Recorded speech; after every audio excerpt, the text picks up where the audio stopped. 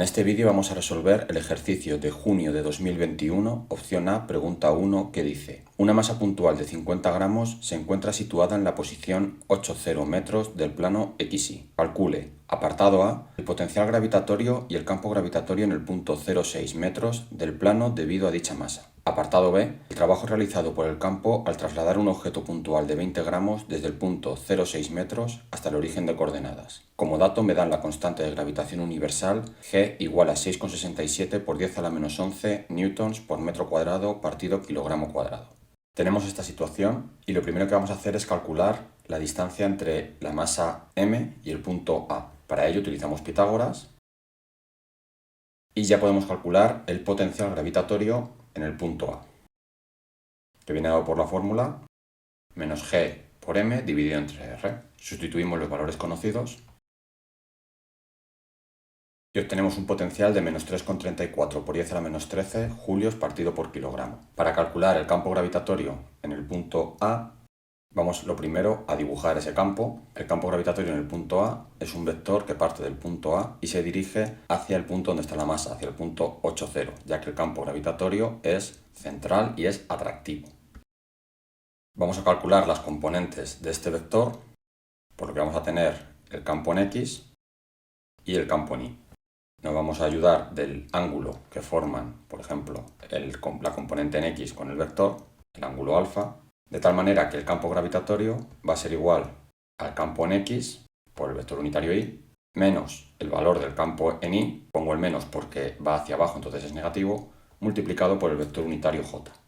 El campo en X va a ser igual al campo por el coseno del ángulo y el campo en Y va a ser igual al campo por el seno del ángulo, ya que la componente X es el cateto contiguo al ángulo alfa y el cateto Y es el cateto opuesto.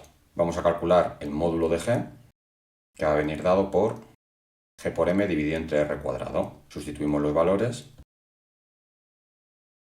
y obtengo un valor del módulo del campo de 3,34 por 10 a la menos 14 metros por segundo cuadrado. Una vez que ya tenemos el módulo calculado, podemos calcular el vector, pero para ello tenemos que utilizar el ángulo alfa. Si nos fijamos en el triángulo formado por las componentes y el vector, sabemos que el coseno de alfa va a ser igual al cateto contiguo, que es 8 dividido entre la hipotenusa, que es R, en este caso 10, y el seno de alfa va a ser igual al cateto opuesto, que es 6 dividido entre la hipotenusa, que es R, y vale 10. Por lo tanto, el campo gravitatorio será igual al módulo del campo por el coseno de alfa, que es 8 décimos, multiplicado por el vector unitario Y, menos el seno de alfa, que es 6 décimos, multiplicado por el vector unitario J. De esta manera obtengo que el campo gravitatorio va a ser 2,67 por 10 a la menos 14 Y menos 2 por 10 a la menos 14 J. Con esto tendríamos resuelto el apartado A y pasamos al apartado B. Me piden el trabajo realizado por el campo entre el punto A y el punto B. Y sabemos que eso es igual a menos el incremento de la energía potencial, o lo que es lo mismo, a menos la masa por el incremento del potencial gravitatorio. Como vamos del punto A al punto B, será menos la masa multiplicado por el potencial en B, que es el potencial final, menos el potencial inicial, que es el potencial en A. Como el potencial en A lo he calculado ya en el apartado anterior, simplemente tengo que calcular el potencial en B.